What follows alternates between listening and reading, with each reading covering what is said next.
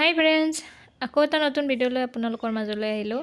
আজি লৈ আহিছোঁ এটা ধুনীয়া মৰম লগা কেক। এইটো টেডি কেক হয় আৰু দেখিছে দুটা টেডি বনাইছোঁ ইয়াত মই। আৰু এইটো নজেল নোহোৱাকৈ এইটো কেক বনাইছোঁ মই। গতিকে কেনেকৈ বনাইছোঁ, কি কৰিছোঁ, A to Z জানিবলৈ চাই থাকিব ভিডিঅ'টো আগলৈ। বলক আৰম্ভ কৰোঁ। তেনেহ'লে বলক এতিয়া দেৰি নকৰি আমি কেকৰ স্পঞ্জটো তৈয়াৰ কৰোঁ। আৰু ইয়াতে মই লৈছোঁ চকলেট কেক প্ৰিমিক্স 1.5 কাপ, আৰু এইটো মই আধা কেজি ওজনৰ কেক বনাম। আৰু তাৰ কাৰণে 1.5 কাপ লৈছোঁ চকলেট প্ৰিমিক্স। আৰু এয়া মাৰ্কেটৰ প্ৰিমিক্স হয়, আপোনালোকে ইচ্ছা কৰিলে ঘৰতেও বনাব পাৰে। আৰু যদি ঘৰত বনাব বিচাৰে, কেনেকৈ বনাই যদি জানিব বিচাৰে তেনেহ'লে মোক কমেণ্ট কৰিব। মই ঘৰতে কেনেকৈ চকলেট কেক প্ৰিমিক্স বনাই থাকে মই আপোনালোকৰ লগত শ্বেয়াৰ কৰিম। আৰু এতিয়া মই এইখিনি ভালদৰে পানীৰে ফেটি লৈছোঁ। তাৰপাছত মই ইয়াতে ব্যৱহাৰ কৰিছোঁ 5 চামুচ ৰিফাইন অইল। আৰু এইখিনিও ভালদৰে ফেটি ল'ম। তাৰপাছত ৰিবন কনচিষ্টেঞ্চি হোৱাৰ পিছত মই বেটাৰখিনি কেক টিনত দি লৈ মই এইটো গেছত অভেনত কৰা নাই, আৰু হেৰিতে কৰিছোঁ গেছত। তাতে চচপেনত দি লৈছোঁ, আৰু এইফালে মই ক্ৰীমখিনি বিট কৰি লওঁ। ইয়াতে মই 1.5 কাপ ক্ৰীম ব্যৱহাৰ কৰিছোঁ। আৰু এইখিনি বিট হোৱাৰ পাছত এইফালে কেকো হৈ গ'ল। অৱশ্যে বহুত পিছৰ ভিডিঅ' এইখিনি, তথাপিও বেছি খৰকৈ দেখাইছোঁ কাৰণ বহুত দীঘলীয়া হৈ যায় নহ'লে।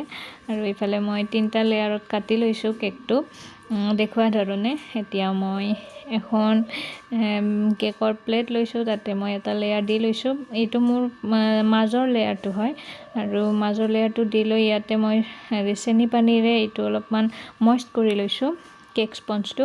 তাৰপাছত মই দেখুওৱা ধৰণে ক্ৰীম দি লৈছোঁ। আৰু চেনি পানীখিনি বগা হৈছে কাৰণ ইয়াতে মই ক্ৰীম এইটো কাপেৰেই লৈছিলোঁ সেইকাৰণে। আৰু এতিয়া ক্ৰীমখিনি ভালদৰে চাৰিওফালে মিলাই লৈ এতিয়া মই ইয়াত দিম চকলেট চিৰাপ। আৰু আপোনালোকে চকলেট গেনাছো দিব পাৰে। চকলেট চিৰাপ মোৰ ওচৰত আছিল, সেইকাৰণে মই চকলেট চিৰাপে দিছোঁ। আৰু এইটো চকলেট কেক হয়, সেইকাৰণে বহুত বেছি চকলেটি ফ্লেভাৰ আহিবৰ কাৰণে মই চকলেট চিৰাপ দি লৈছোঁ। আৰু বেলেগ যিকোনো ফ্ৰুইট ক্ৰাছো দিব পাৰে, পাইনএপল ক্ৰাছ বা তেনেকুৱা ধৰণৰ ক্ৰাছ। চকলেট চিৰাপ দি লৈছোঁ। তাৰপাছত আৰু এটা লেয়াৰ দি লৈছোঁ, আৰু একেই ধৰণে চেনি পানীৰে মইষ্ট কৰি লৈ ক্ৰীম দি লৈ তাৰপাছত আকৌ চকলেট চিৰাপ দি লাষ্টৰ লেয়াৰটো দি ল'ম। দি লৈ তাৰপাছত ক্ৰাম কোটিং কৰি ল'ম। ক্ৰাম কোটিং কৰি লোৱাৰ 10 মিনিটমান লোৱাৰ পিছত 10 মিনিটমান মই ফ্ৰিজত ৰাখি দিম কেকটো, তেতিয়া অলপ চেড হৈ যাব। তাৰপাছতে মই ফাইনেল আইচিং কৰিম, আৰু তাৰপাছত আপোনালোকক দেখাম। আৰু ভিডিঅ'টো বহুত ফাষ্ট কৰি দিছোঁ কাৰণ বহুত দীঘলীয়া হৈ যায় নহ'লে এনেকৈ দেখাই থাকিবলৈ। আৰু এইখিনি কেকটো ক্ৰাম কোটিং কৰি হৈ গ'ল। বেছি একো ফিনিচিং কৰিব নালাগে এইটো ষ্টেজত, পিছততো কৰিবই লাগিব। এতিয়া মই এইটো ফ্ৰিজত ৰাখি দিম। এতিয়া 10 মিনিট হৈ গ'ল, ফ্ৰিজৰ পৰা উলিয়াই লৈ এতিয়া মই ফাইনেল আইচিং কৰাত লাগি গৈছোঁ। দেখুওৱা ধৰণে ক্ৰীম দি লৈছোঁ ওপৰে ওপৰতো দিছোঁ, ছাইডতো দিছোঁ। আৰু এনেকৈ পাইপিং বেগত ক্ৰীম ভৰালে কি হয়, চাৰিওফালে ক্ৰীমটো সমানকৈ লাগে।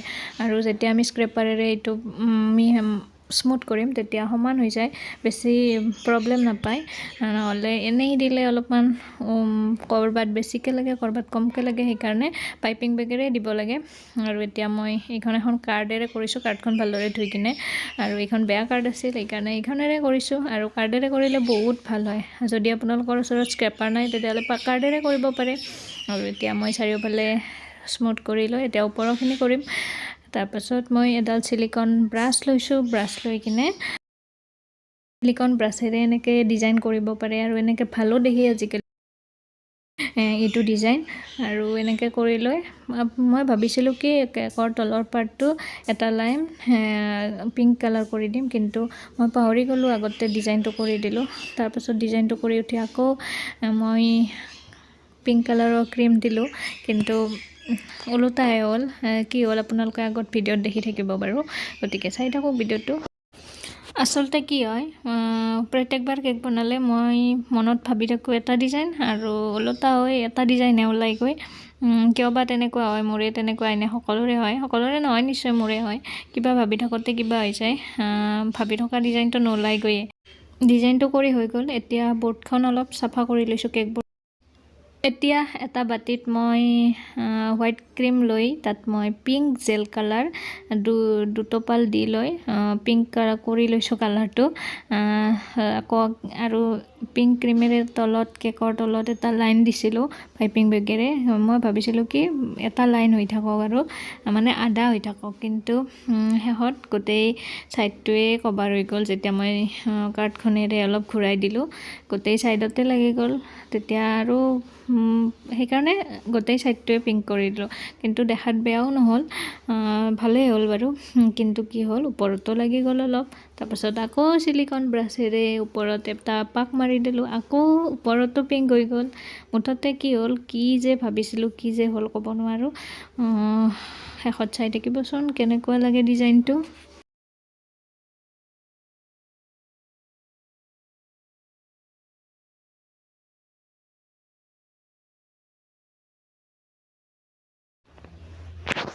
এতিয়া অলপ পিংক আৰু হোৱাইট এনেকৈ থৈ দিলোঁ। এতিয়া মই ওপৰত টেডি বনাইছোঁ দেখুওৱা ধৰণে। পাইপিং বেগৰ আগটো কাটি লৈ ক্ৰীম একে লেঠাৰিয়ে বহুত ওলাই দিব। তাৰপাছত ওপৰত আকৌ এটা দিব মূৰটো কৰি, মূৰটোৰ যেন দেখাকৈ। আৰু তাৰপাছত হাত ভৰিবিলাক এনেকৈ দি গৈছোঁ। তাৰপাছত অলপ ধুনীয়াকৈ আৰু পিংক ক্ৰীম লগাই মই হাত ভৰিবিলাকত যেনেকৈ টেডিত থাকে তেনেকুৱা দেখাকৈ লগাই গৈছোঁ দেখুওৱা ধৰণে। আৰু এনেকৈ কেকটো বনাইছোঁ নজেল নোহোৱাকৈ। আৰু নজেল নোহোৱাকৈ বহুত ধুনীয়া কেকৰ ডিজাইন কৰিব পাৰি।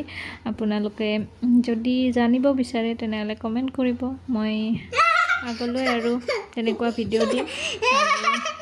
হাতত ভৰিত এনেকৈ দি লৈ পিংক কালাৰ অলপমান গাটোতো দি লৈছোঁ যেনেকৈ থাকে আৰু টেডিত। আৰু এইফালে মুখখনো অলপমান ডাঙৰ ওলাই অহা যেন কৰি দিছোঁ। তাৰপাছত ইয়াতে মই লৈ লৈছোঁ অলপ চকলেট চিৰাপ। তাৰপাছত ইয়াতে চাৰিটা এয়া যে বলবিলাক থাকে কেক ডেক'ৰেশ্যন কৰাৰ কাৰণে, সেই তাতে মই অলপমান চকলেট চিৰাপ লগাই চকু আৰু নাক এনেকৈ বনাই দিছোঁ। এয়া চকু নাক হৈ গ'ল। এতিয়া বনাইছোঁ কাণ, আৰু কাণো একেধৰণে দেখুওৱা ধৰণে এনেকৈ ক্ৰীমটো অলপমান ৰাউণ্ড টাইপত ঘূৰাই গৈছোঁ কেইবাৰমান। তাৰপাছত কাণৰ নিচিনা হৈ গৈছে। এতিয়া মই হোৱাইট ক্ৰীম আকৌ অলপমান আছিল বাকী, তাতে মই পিছফালে পাইপিং বেগেৰে এনেকৈ দি গৈছোঁ দেখুওৱা ধৰণে। এতিয়া এটা সৰু ষ্টাৰ নজেলেৰে কেকটোৰ একদম তলত বৰ্ডখনত পৰা কেকটো য'ত লাগি আছে সেইখিনি জেগাতে ষ্টাৰ নজেলেৰে এনেকৈ ডিজাইন কৰি গৈছোঁ হোৱাইট আৰু পিংক ক্ৰীম লগাই। আৰু এইটো এনেও দিব পাৰে, এনেই পাইপিং বেগটো অলপমান কাটি এনেই বল নিচিনাকৈ ক্ৰীমবোৰ লগাব পাৰে, কিন্তু মই পাহৰি গ'লোঁ এইটো যে নজেল নোহোৱাকৈ বনাইছোঁ, কিন্তু সেইকাৰণে মই ষ্টাৰ নজেলেদি দি গৈছোঁ। আৰু এতিয়া মই ওপৰত এয়া বলবিলাক দি গৈছোঁ, এইটো গল্ডেন বল। আৰু তাৰে মাজে আকৌ চিলভাৰৰ সৰু মণিবিলাক এনেকৈ দি যাম। তাৰপাছত হৈ যাব আমাৰ কেকটো। আৰু এনেকৈ বনালোঁ আজিৰ কেকটো। আপোনালোকৰ কেনেকুৱা লাগিল দেখি জনাব। আৰু মোৰ দেখি ভালেই লাগিছে, যিয়েই নহওক